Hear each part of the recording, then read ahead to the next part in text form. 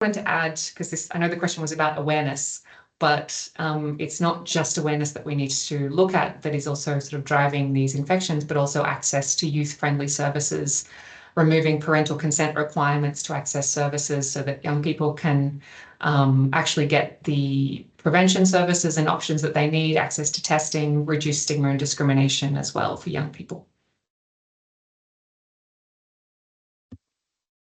Thank you very much. The next question is from the Slum Child Foundation, from George, but I don't see him in the room. Matej, are you volunteering? Yes, no problem. HIV, AIDS, and injecting drug use are closely related, and the harm is widespread and known to the public. My question is, what plans do we have in place to protect the children affected by drugs? The question is from Slum Child Foundation from Kenya.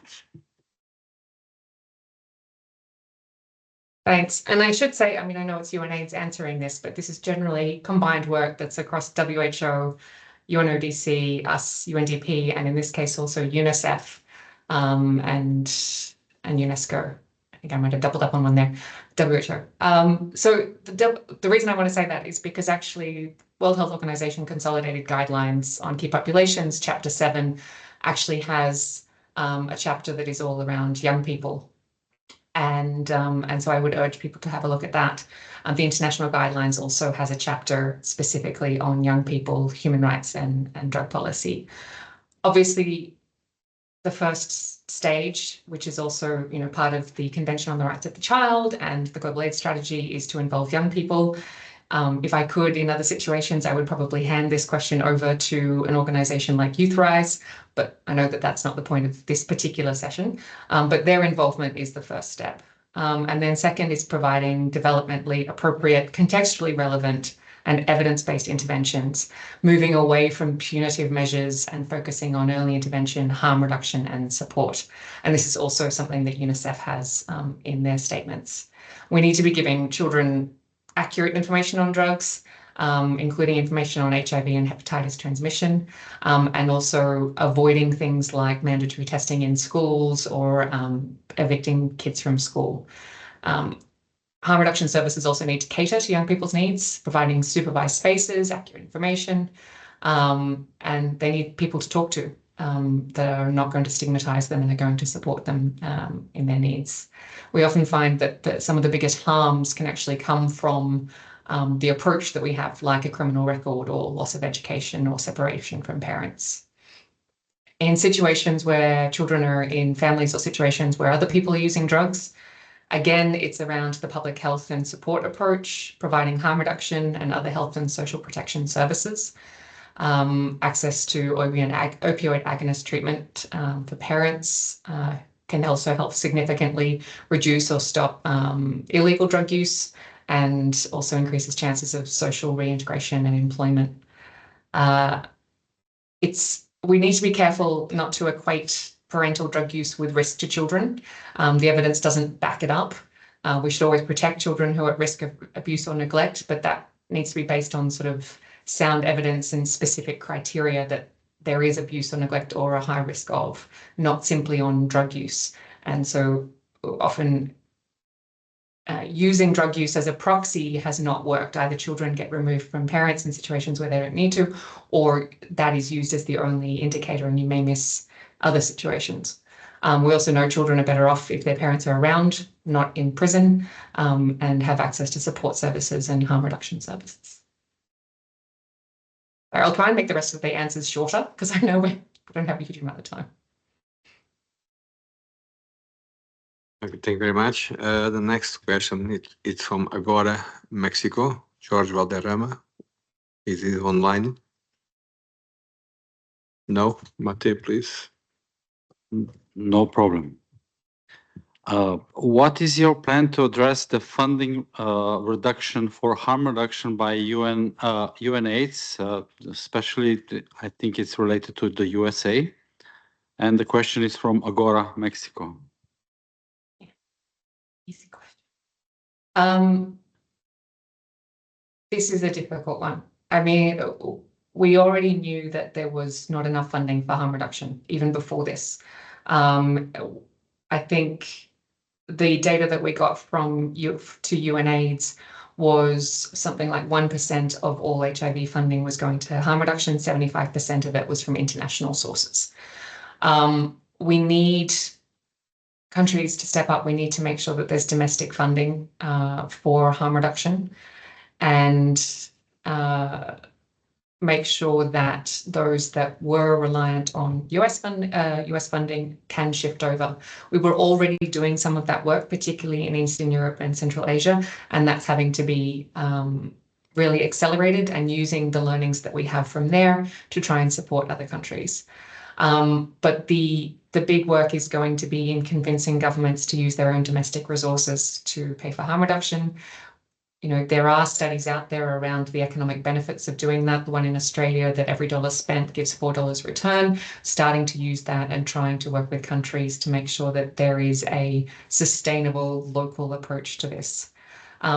We are also still advocating for international funding. I don't know if people saw our executive director's interview on CNN yesterday. But still calling for there to be funding for the HIV response, and for this presidency to be the one that ends AIDS as a public health threat. And of course, we need to focus on the global fund replenishment as well. But a key part of this is going to be making sure we have a sustainable local response.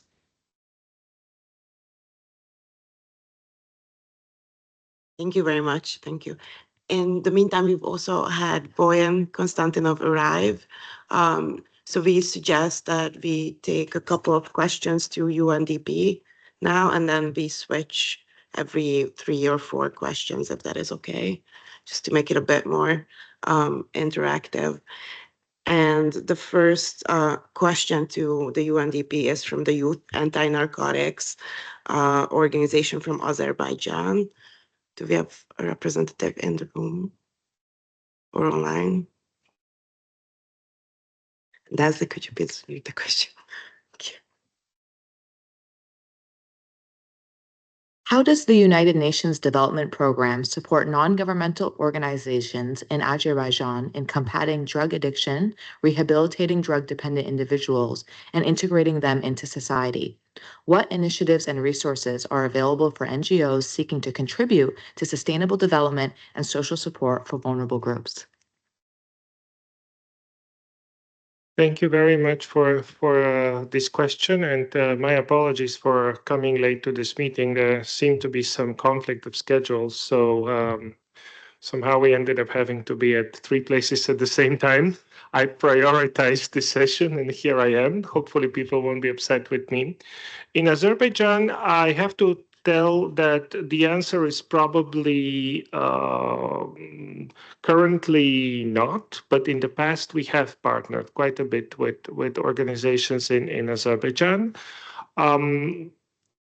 Dynamics in the region changed quite a bit. So if there is an interest from non-government organizations in Azerbaijan to work in this area, please contact our country office, and our regional team lead, Ms. Marina Smelyanskaya, who's based in Istanbul, and we will follow up for sure. In the past, there was an HIV/AIDS legal network of experts operating in all countries in Eastern Europe and Central Asia, I think with the exception of Turkmenistan, and they were providing free legal aid to key populations, to people living with HIV, but also to organizations that were providing services and were very actively engaging with service providing NGOs as well as with advocates. And that was a network that was co-developed by UNDP and supported for many years by UNDP. And the spin-off organizations of this network continue to exist in many countries. When it comes to the policy work that could be used at the regional and country level from the global work that we do, this is the follow-up work with the international guidelines on human rights and drug policy. In the context of Eastern Europe, the country follow-up activities are currently more focused on countries that have applied to accede to the European Union and need to reform their legislation and adopt certain standards in order to match the criteria for EU accession. But of course, there is no problem for Azerbaijan to again apply and come up with a proposal of how work can be done in Azerbaijan as well through the same channel. We have a regional team in Istanbul, and they're always ready to address any concern. Thank you very much. The next question is from the Global Initiative Against Transnational Organized Crime, Darren. How does UNDP deal in its development efforts with the increasing collusion between organized crime and governments? Thank you. Well, the organized crime is not exactly the bread and butter of UNDP. This is more of a question for UNODC. The development aspects, we try to, when we provide policy advice and technical support to countries vis-a-vis policies that are related and laws that are related to drugs, we're trying to, first of all, focus on rights-based approaches and evidence-based approaches, which in many ways reduce the punitive aspects and reduce the opportunities for organized crime to get engaged in these networks and to benefit from financial transactions and also to become well entrenched to paths of corruption. And when I mention corruption, this is also another sphere of work. I don't work in this specific stream. My colleagues, anti-corruption specialists, advise governments on how to implement measures that increase transparency, accountability, and fight corruption. But this is also an effort that is directly intersects with reducing the power of organized crime. What we do, again, in this context, is we advise to introduce development perspectives in drug policy whenever they're being developed or reformed. And a component of these efforts also accounts for what to do in order to make the undermining efforts and activities of organized crime more difficult, with the goal, which of course is aspirational, to uproot and eradicate such activities. Thank you. Thank you very much. We will take a third question to UNDP from the Dhaka Asania mission from Bangladesh, who are online. This is question 24 on the sheet. But we are trying to prioritize those who are in the room. Thank you. Thank you. I would request someone to read out my question because I am a little bit far from the venue. Thank you. It's okay. The question is, what initiatives related to drug control is UNDP planning to implement in their programs?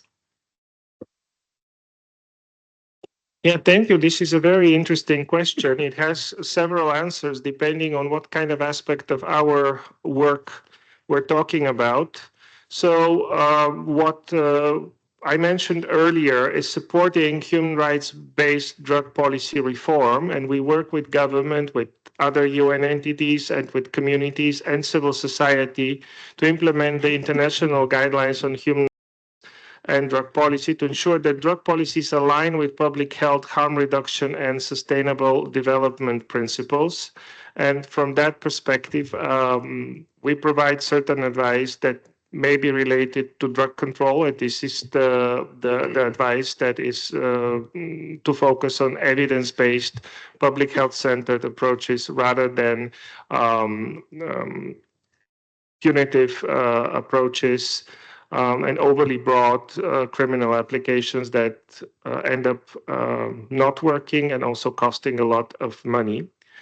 Another thing is we work in partnership with other UN entities in particular, but not only WHO, with health ministries and with other government entities and community organizations to improve access to services, which is also part of our work, our mandate under UNAIDS. We're one of the founding co-sponsors to improve access of key populations to services together with UNFPA, the Population Fund, and with UNODC. There is another component here which I have to mention, that is UNDP support provided through the recipientship of Global Fund grants. Under the UNDP Global Fund partnership, we are what is technically called a principal recipient of last resort. So we are a partner of the Global Fund. And as principal recipient, we manage grants in 21 countries. If I'm not mistaken, the figure changes quite a bit. So I might be giving you a little bit of an outdated information. And then also in multi-country and regional grants. So roughly speaking, again, without claiming that I have the absolute exact figure at this moment, in my head, maybe around 30 countries around the world. Usually these are countries with challenging legal and implementation environments. We do provide funding, but we also provide advice, and we do work in close partnership with governments on services, and some of them are related to drug prevention. Some of them are related to services that can be provided, including substitution therapy. And then the last thing, of course, is alternative development and sustainable livelihoods, where UNDP is again engaged in supporting alternative development, smart alternative development, 2.0 alternative development programs that affect communities impacted by illicit drug economies and explore innovative pathways to legal market participation where feasible. Thank you. And thank you very much. Now we'll be back to the UNAIDS. That is possible then. And the next question is from Dhaka, Alsania Mission, Bangladesh. Iqbal, are you online? Well, Okay, I can ask the question. What updated strategies is UNAIDS considering to control HIV among women who use drugs?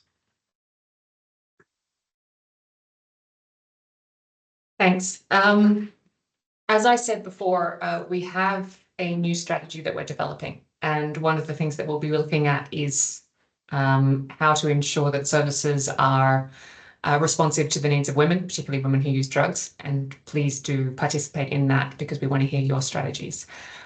Generally, we have done a lot of work with UNODC, with UNDP, WHO, and others to promote gender-responsive harm reduction services, but we know women who use drugs continue to have lower access. Honestly, the main strategy, which is, I think, the main strategy that should be around the world, is that we involve communities of women who use drugs and community organizations led by women who use drugs in all aspects of policy, program planning, implementation, and monitoring. One of the targets in our community targets for the current strategy is specifically around women-led organizational involvement. We also worked closely with UNODC on their guidance on gender-based violence and women who use drugs, and that's probably the most up-to-date strategies and information we have, because while it is mainly around gender-based violence, it does have strategies and programs that are more generally around making sure that services are accessible to women. But I also just came from a side event that was organized by Frontline AIDS and others specifically on this issue, with really great new research that's come out on ways of approaching this, and also the impacts of not having gender-sensitive services. So we will be incorporating that as well into the new strategy and the work we're doing. Thank you. So now we'll move to question number 6 from the Harm Reduction International, United Kingdom. Is anyone from the Harm Reduction International?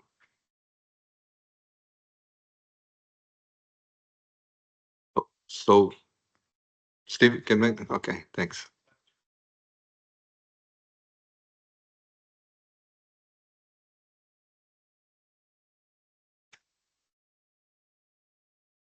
In November 2024, the Global State of Harm Reduction by HRI reported that 93 countries provided needle and syringe programs, or NSPs, and 94 countries with opioid agonist therapy, OAT programs. Across low and middle income countries, there is an estimated 94% funding gap for harm reduction, with just $131 million provided by governments and international donors in 2022. 5 months later, that picture is very different, and the sustainability of harm reduction interventions is more uncertain than ever, as the USA government executed a pause on all foreign aid, including PEPFAR. PEPFAR provided at least US dollars 7.9 million towards programs of people who inject drugs, most of which went towards HIV prevention and included support for 27,000 people on who receive OAT. What actions is UNAIDS taking to mitigate the fallout of the US funding freeze on access to HIV prevention for people who use drugs, in particular OAT, and to guarantee access to essential harm reduction services in the long term? Thanks, Steve. And thanks to HRI both for this question and also for the mapping and work they've done around the PEPFAR funding. It's been really great to have.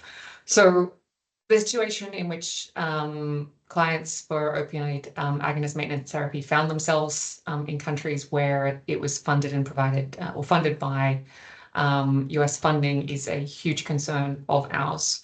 Discontinuation, as you know, of opioid treatment or an unplanned reduction is considered cruel treatment and punishment because of the extreme physical and mental suffering. And we know that, we all know that, and we need to make sure that there is work done very quickly on that.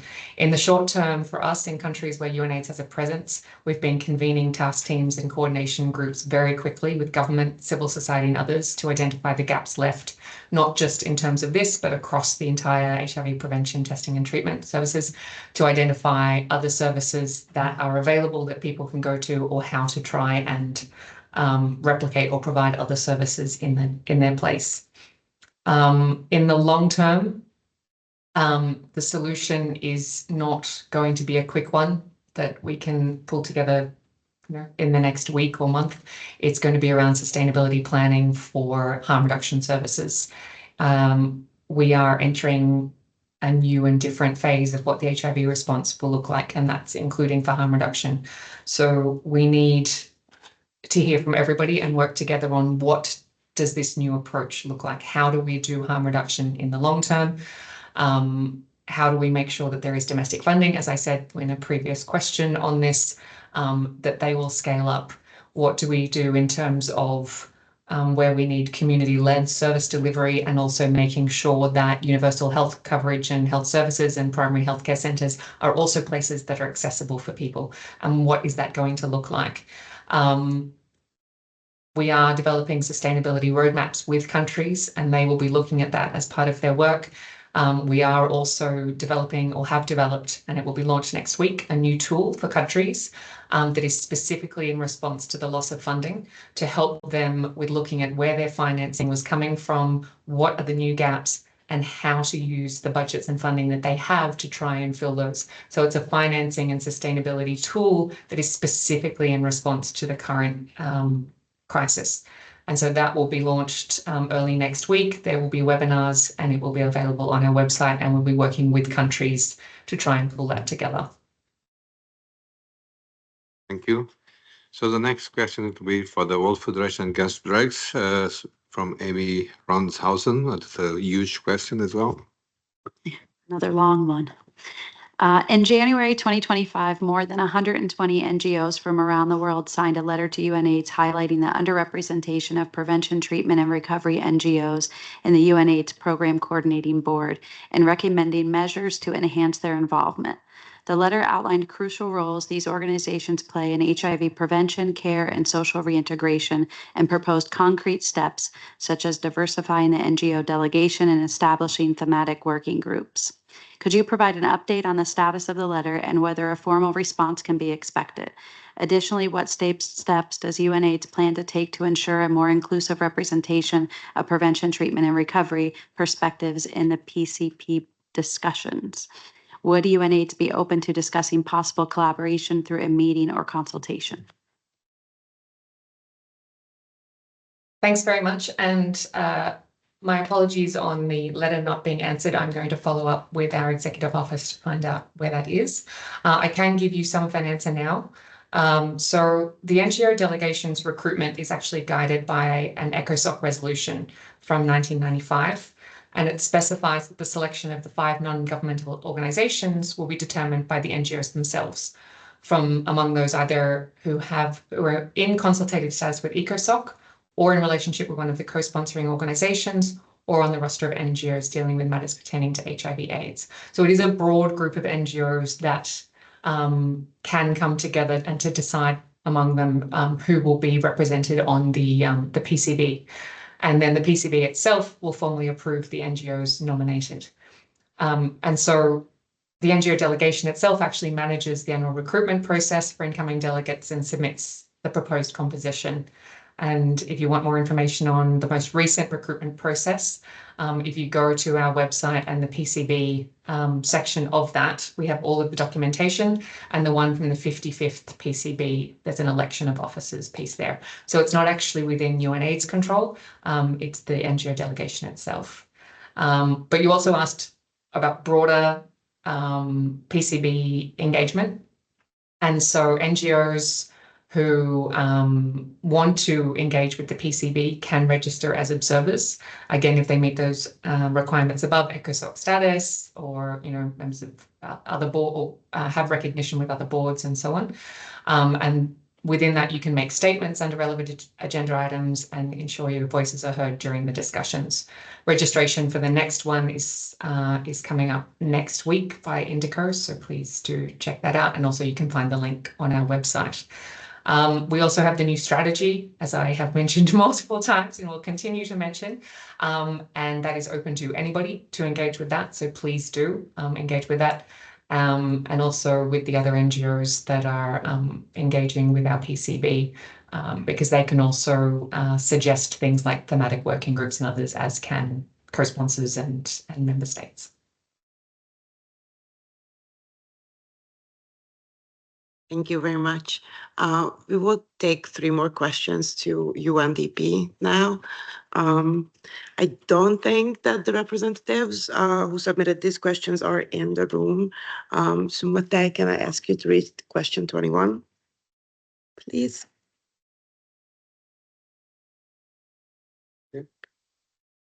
Matej, sorry.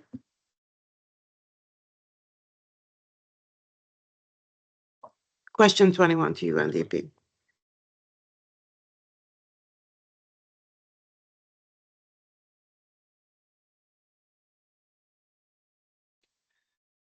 In Uganda, like many other low and middle-income countries, alcohol use and its associated harms have substantial development implications.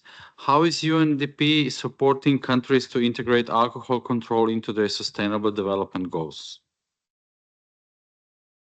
Oh, that's a very important question, actually.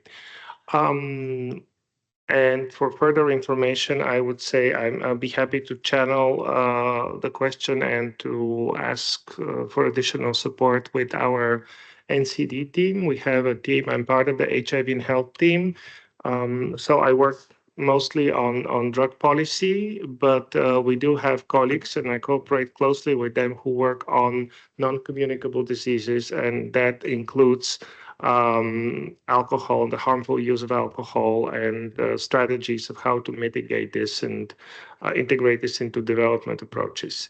Now, the first thing that I want to mention is there is a publication that is coming up for Uganda. It is a legal environment assessment on non-communicable diseases.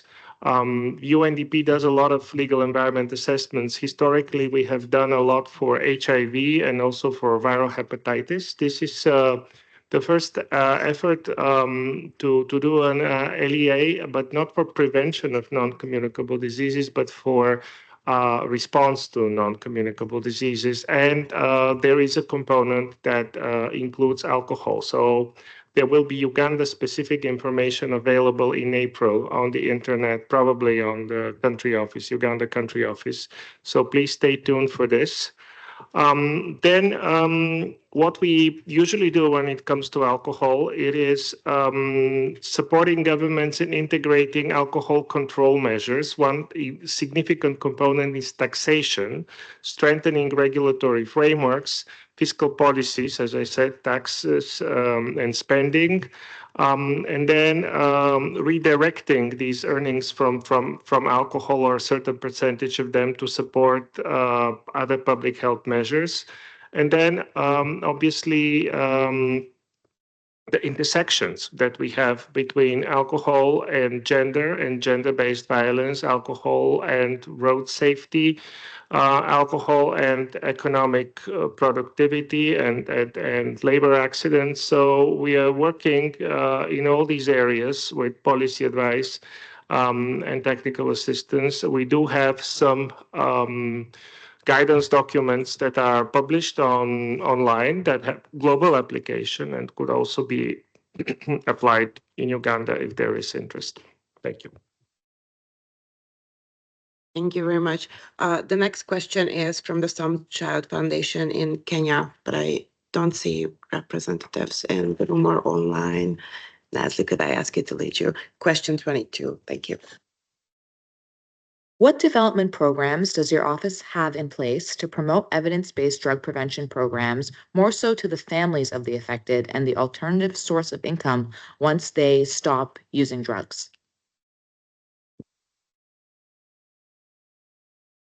Again, there is a lot in terms of the policy approaches that is applicable from the international guidelines on human rights and drug policy. Then we do also have a partnership on ensuring social protection. And we work on providing social protection programs and supporting governments in improving their social protection programs, including for people who have used drugs, and how to optimize the national frameworks.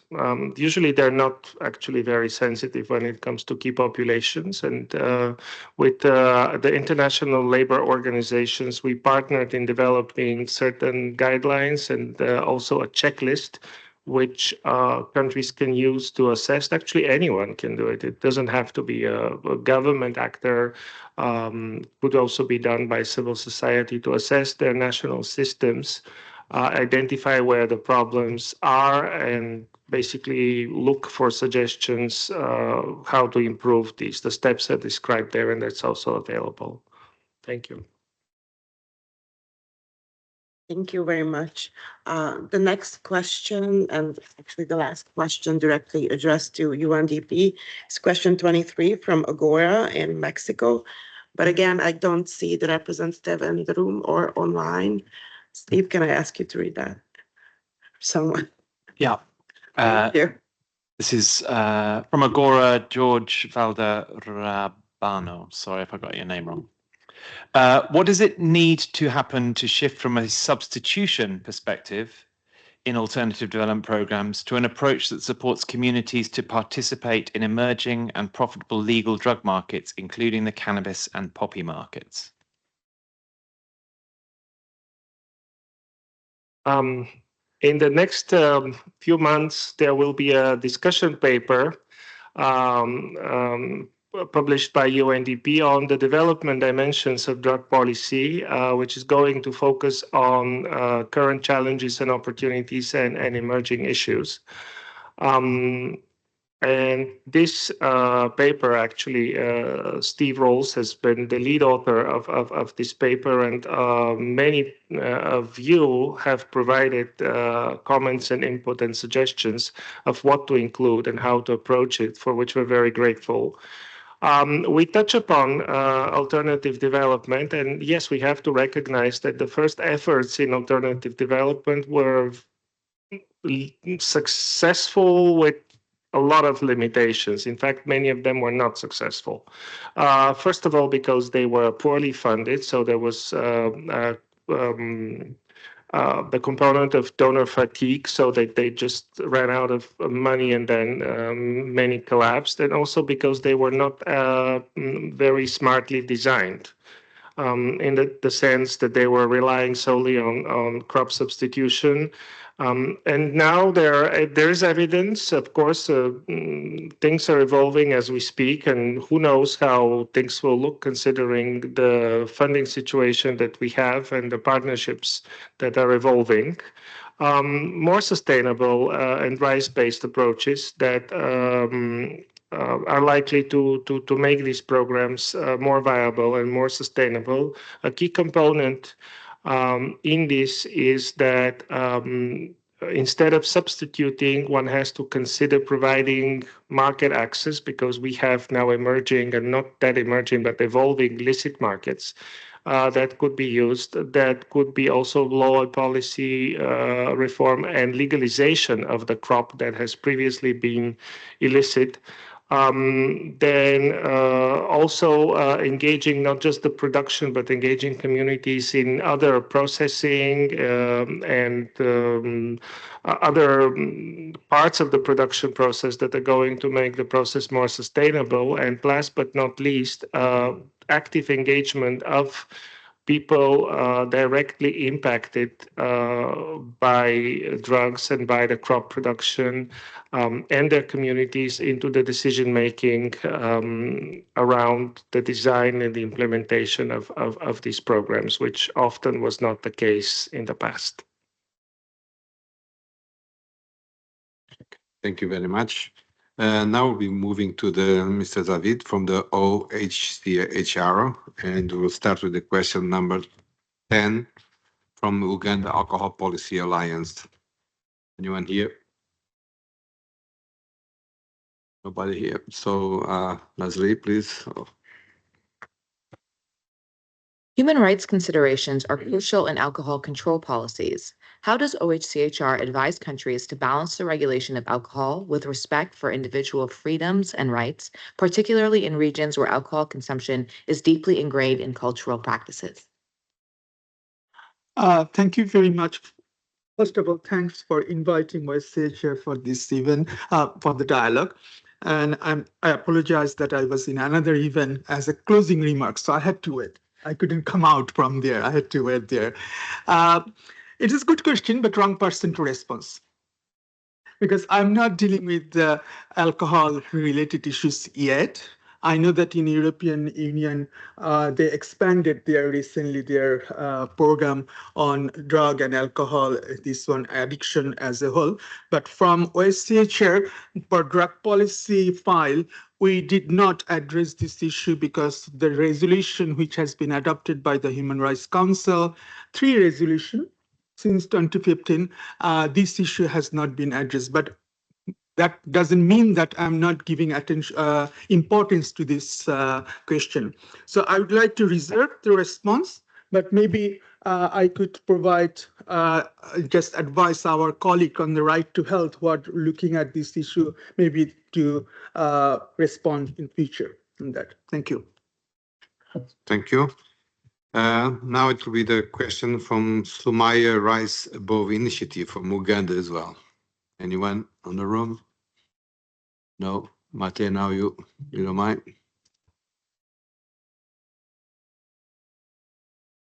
$11, right? Yes. Okay. Why doesn't OHCHR as an organization create more aware on prevention of imprisonment and death sentences for those found in possession with psychoactive drugs, especially those consuming them and those selling them, propose other business for them? Okay, let me first come on the, thank you very much, this question. On the issue of death sentence and death penalty. OHCHR, for a long time, we have positioned that we oppose the death penalty for all crimes, all including drug-related crimes. With regard to drug-related crimes particularly, it does not comply with international human rights standard because some cases death penalty may be used for most serious crime. Those countries who hasn't abolished the death penalty yet, there are a few countries. But within this framework of most serious crime, drug-related crimes does not reach that threshold. There is one general comment by the Human Rights Committee who monitored the International Covenant on Civil and Political Rights. They clarify that what is most serious crime, mainly intentional killing. So drug crimes does not reach that one. So what we are doing, we'd like to do more, definitely. But regularly we are publishing report from Secretary Generals. We are producing report for the Secretary General submit to the Human Rights Council and every 2 years to the General Assembly. In addition to that, in lots of country context, we are engaging with the authority to remove the death penalty for drug-related offenses. And in this regard, I would like to mention one of the success recently, but I would like to give credit to the civil society first. Civil society organization in Pakistan and the National Human Rights Commission in Pakistan. And then we are also joined with them to supporting the government to remove the death penalty for drug offenses. 2023, the government abolished the death penalty for drug offenses. But in some countries, this is really long process. In Pakistan, it was not easy. Long campaign, long discussion, engaging with the civil society, engaging with the community, we managed to receive, we saw that abolition of the death penalty. 2 years back, Ghana abolished the death penalty for all offenses. And again, civil society, Human Rights Commission, and the local community take the lead, and from UN system and others, African Commission as well, supported the Ghana process in that way. So on this issue, definitely, I would say that we should do more, but I would like to pose questions here. What we can do more? Please advise us. If you have many ideas, maybe please give us that what we can do more to abolish the death penalty for all crimes, including the drug-related crimes. Prevention of imprisonment. Also, with regard to that, possibly you have seen our report, 2023 report, we promoted, or we gave the evidence that why it is needed, alternative to incarceration, particularly people who use drugs, putting them in the prison, problem doesn't solve, and it shouldn't be like that. They need health service, they need harm reduction services, they need other rehabilitation services. That one, instead of putting them in the prison, it doesn't give any just result what we would like to see, that one. So also from our office perspective, we are engaging with the government where we see that there is a just willingness from the government, as well as there's a strong civil society movement to how to reform the resolution laws and policies to promote the alternative to incarceration. I think this is also not only us. In last year, 2024, all governments in the world, all states in the world agreed to promote and implement the alternative to incarceration with regard to drug use in the General Assembly Resolution 2024, which is adopted by in consensus. Also, we have seen that this consensus here in the Commission of Narcotic Drugs, Angus Outcome Document, 2019 Ministerial Declaration, the alternative to incarceration has been promoted, has been agreed upon, but now the how to implement and how to encourage government to implement those policies, that one. Last question was this, those selling them propose other business of them. Yeah, you're talking about alternative development. alternative development. Already we have that international principle on alternative development. Our colleague from UNDP and others, they are also alternative development. It is mainly to providing options for people to look at other livelihood. In this regard, I would like to mention that one of the conditions of the alternative development is that without ensuring the alternative, any other measures which could harm the livelihood or protection, human rights protection, should not be taken. We know, for example, also in this context, need to be taken into consideration the environmental impact, if it is with regard to not sell, but cultivation of the crops and all these things, serious discussions going on at the COW on the one resolution on environment. So we'll see what is the outcome comes. Maybe we'll get more on that. Thank you. Thank you very much. Zavid, if you don't mind, there's someone in the room that needs to leave. So we'll jump to the question number 16. Sure. Okay. So World Federation Against Drugs, please. Thank you. In December 2024, more than 70 NGOs from around the world signed a letter urging OHCHR to ensure the systematic inclusion of prevention, treatment, and recovery NGOs in human rights debates on drug policy. The letter emphasized the crucial role these organizations play in addressing substance use challenges through evidence-based, community-driven approaches, and requested concrete steps toward their meaningful engagement. Given that OHCHR has yet to respond, could you provide an update on the status of the letter and whether a formal response can be expected? Additionally, what specific actions does OHCHR plan to take to incorporate these NGOs into ongoing and future discussions on drug policy and human rights? Would OHCHR be open to scheduling a meeting to explore potential collaboration? Thank you very much for the questions. I haven't seen the letter yet. And I would like to know just to whom it has been sent. And if you give me the date, I will try to find out the letter. But you have some specific questions with regard to content, that one. The participation of the civil society in this context. We are always welcome participation of the civil society. I would like to give you a few examples. We call for input when we prepared the report on our 2023 report. We send a call for all civil society. It was publicly, it was 2 months almost time given.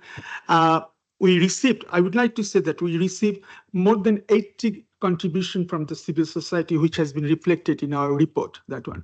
I'm not sure just whether your organization whether contributed to that report, but I will like to check that one. But I would like to encourage that when we put forward the call for this kind of report, special rapporteur on right to health last year did twice during the her report on the harm reduction, and recently also not directly with the drug policy, but social reintegration of the former prisoners, which include the drug treatment and all these things in the prison.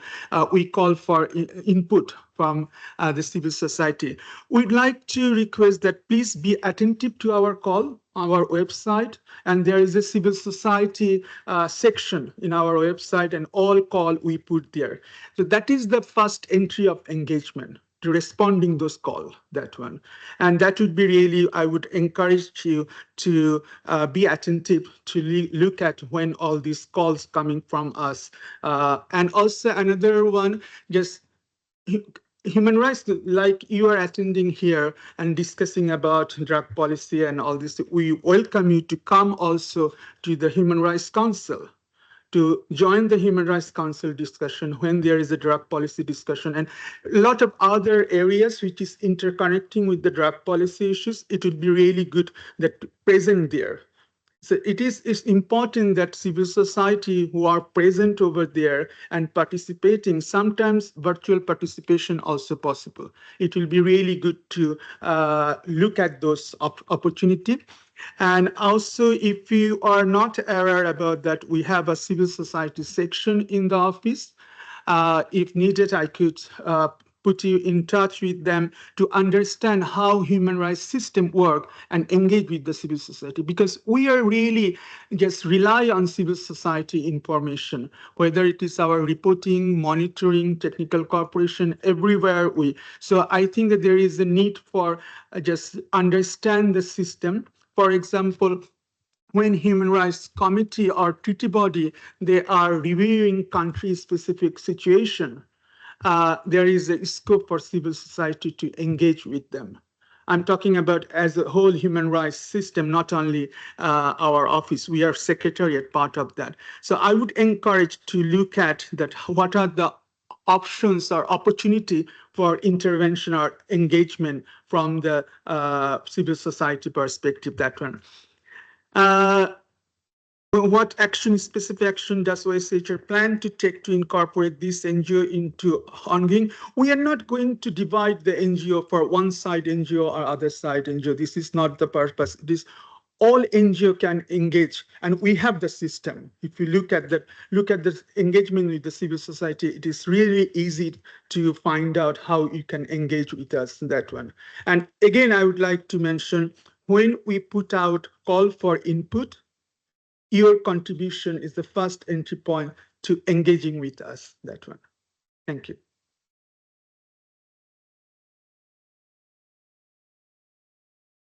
Thank you very much. We are struggling a little bit because I think no other representative who has submitted a question is in the room or online. And we are also running out of time a little bit. Can I ask if anyone who has submitted a question and it has not been covered to come forward?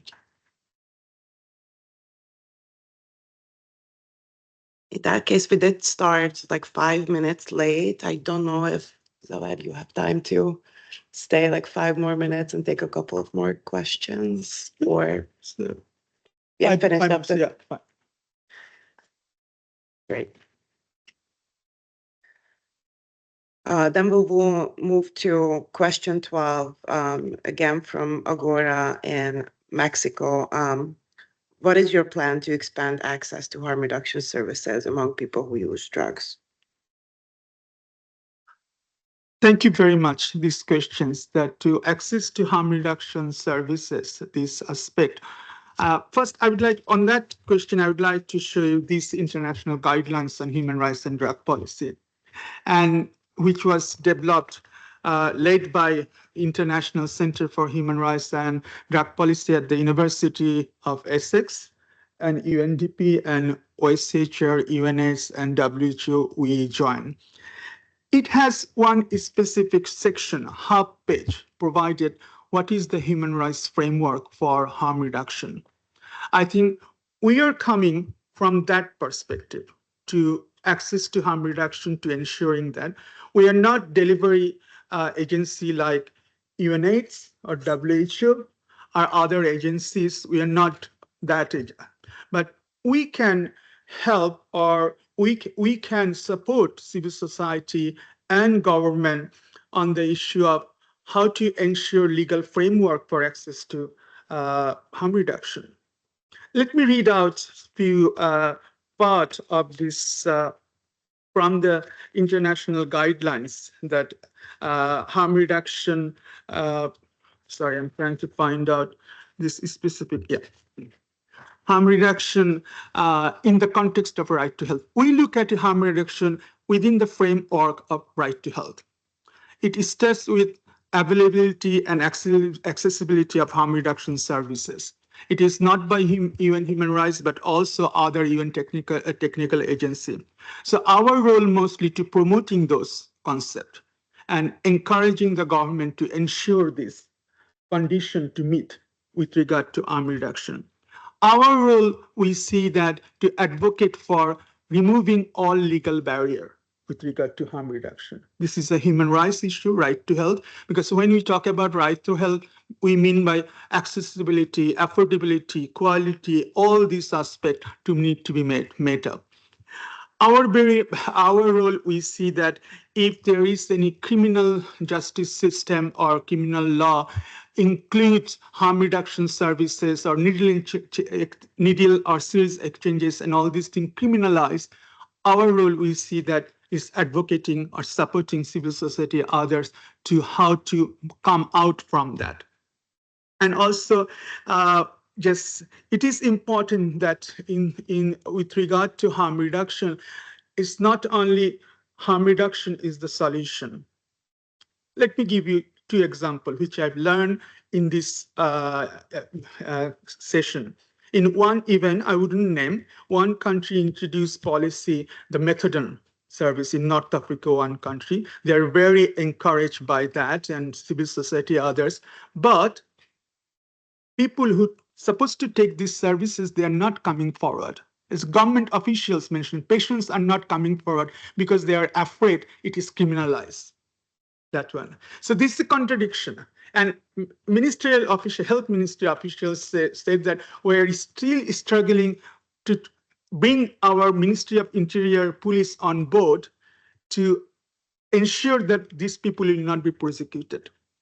So this kind of area OHCHR to come and help that one. In recently another country, it was discussion going on in different ministries, and only one ministry, Ministry of Justice, was blocking the methadone policy, national policy. Because other ministries agreed, and our role was to go there and talk to them and bring them on board, and having a consultation, bringing all these agency on the board. So we see that to access to harm reduction, to ensure that our role very much looking at those human rights framework and to support that, and also support our colleague, whether UNAIDS colleague, WHO colleague, to help them when they need our engagement with the other authority. For example, in several countries, our colleagues, they directly work with the Ministry of Justice. Not the WHO colleague work with Ministry of Justice. They are working with Ministry of Health. But we can convene a meeting and where we can bring all the different entities together. The human rights framework has that I would say vanity that we can bring all the actors on the table sometimes, that one. So that way, I think we can push forward the harm reduction or treatment or any other, even prevention. We are talking about prevention issue. Prevention, we think that yes, prevention is needed, but it has to be within the human rights framework. Or prevention is not that which create the stigma. I would like to refer to you in 2018 report. If you look at, we have one whole section on prevention and what should be the human rights framework of the prevention, including that we would like to see the university student, young people, they're safe. They're safe. Doesn't mean that without their consent or forcefully testing. That is human rights violation. Child Rights Committee, Human Rights Committee, a lot of other committees mentioned that. So there is also prevention has a framework. Harm reduction has a framework, human rights framework. So we can move forward those issues and we can help on that. Not like providing the service like UNAIDS, but Global Fund and other could give. Thank you. Thank you very much, Savad. And we are about 10 minutes over time, and we will be asked to leave the room in a little bit. So we would suggest to wrap up the dialogue for today, and perhaps we could cover the remaining questions in writing. There's quite a lot. Sure. Sorry. But we really appreciate that you joined us today. We thank Emily Christie from UNAIDS, Boyan Konstantinov from UNDP, and Zawad Mahmoud from the OHCHR. Thank you for your time, and thank you for staying long with us as well. And again, we know that there are a lot of competing priorities this week happening at the same time. So can I request, I will give you my card. Please, could you send me that later? It may be going to the black hole. Thank you. It was maybe going to the black hole in the system black hole. Please do send me. I would like to see. thank you very much.